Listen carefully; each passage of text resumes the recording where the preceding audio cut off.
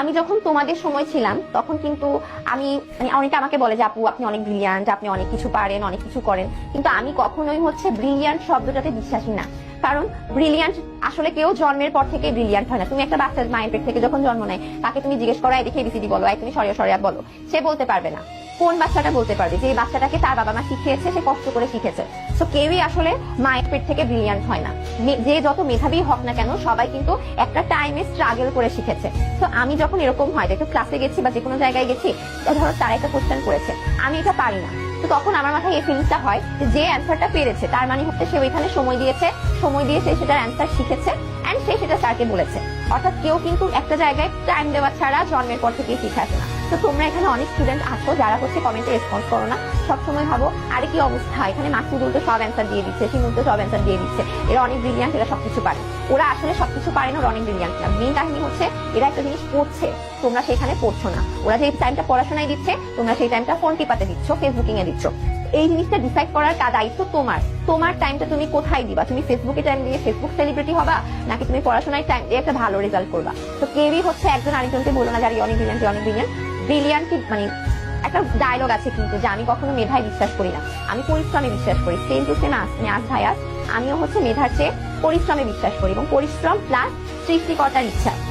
আমি তোমাদেরকে একটা সুন্দর ম্যাথ শেখাই, ঠিক আছে? ম্যাথ শেখাই, তোমরা আমাকে বলো ধরো পরিশ্রম কিন্তু আল্লাহর ইচ্ছা।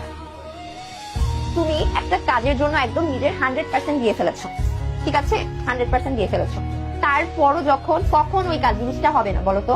তুমি তোমার 100% দেওয়ার পরও কোন সময় তুমি সেই জিনিসটা পাবা না? যখন আল্লাহর ইচ্ছা 0 থাকবে তখন তোমার সেই কাজটা হবে না। খেয়াল করো, তুমি যদি একটা কাজে পরিশ্রম দেওয়ার পর সেই জিনিসটা না পাও, আশাহত হইতে হবে না।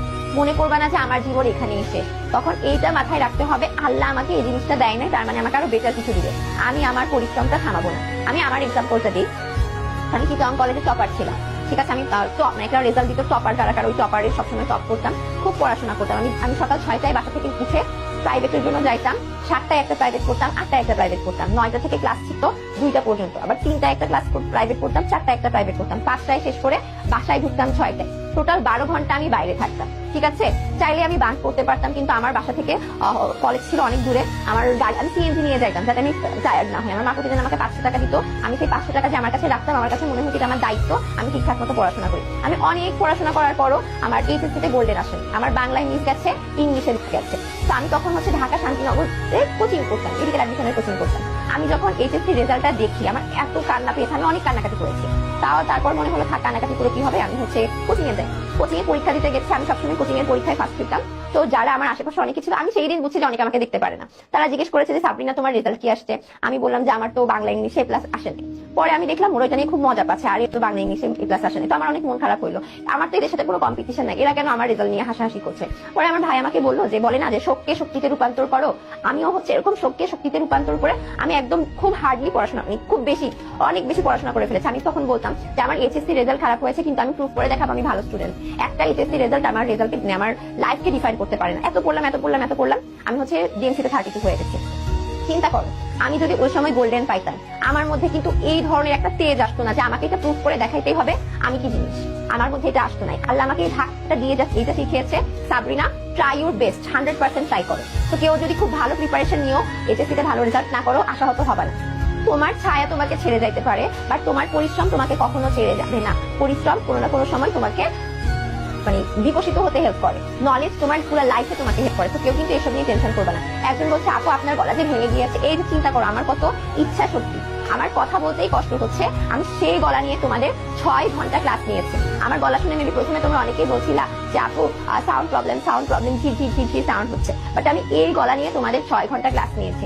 তাহলে চিন্তা করো ইচ্ছা শক্তি কত পাওয়ার। তাহলে দেখো তোমাদের টাস্ক হচ্ছে পরিশ্রম করবা 100%, পাশাপাশি প্রেয়ার করবা যে আল্লাহ দেখো আমি অনেক পরিশ্রম করছি, আমি তোমার একদম একটা নিম্ন শ্রেণীর একজন বান্দা, তুমি না চাইলে আমি কখনোই এই জিনিসটা করতে পারবো না। আমি এটা বলতাম চাইলে আমি অনেক গাধা, আমি অনেক নিম্ন শ্রেণীর একজন মানুষ, তুমি যদি হেল্প না করো কখনোই পসিবল না। আল্লাহর কাছ থেকে চাইতাম, আল্লাহ দিয়েছে।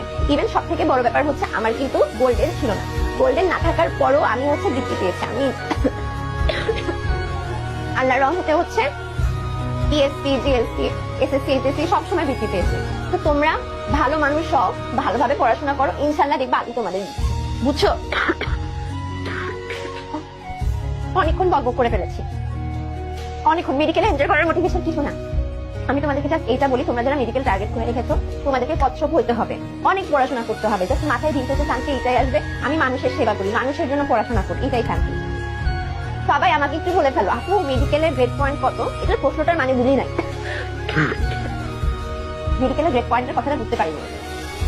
আমার প্রফ পরীক্ষা হয়, আমি ফার্স্ট প্রফে পেয়েছি 78%, সেকেন্ড প্রফে পেয়েছি 79%, থার্ড প্রফে পেয়েছি 77%, ফাইনাল প্রফে পেয়েছি 77%। এগুলো হচ্ছে আমার মেডিকেলের নাম্বার। যদিও আগে আমি ভালো স্টুডেন্ট ছিলাম, এখন গাধা স্টুডেন্ট হয়ে গেছি। আমি হচ্ছে স্টুডেন্ট পড়াই, সোশ্যাল ওয়ার্ক করি, বিভিন্ন জায়গায় লেখালেখি করি, অনেক কিছু মেনটেন করি, এরপর ক্লাসের মনিটর, সবকিছু মেনটেন করার পর আমার এই মার্কসটা আসছে। মেডিকেলে ঢুকতে কত লাগে? এবার মার্কস ছিল 67। সবাই বলে ফেলো তো ক্লাস কেমন লেগেছে?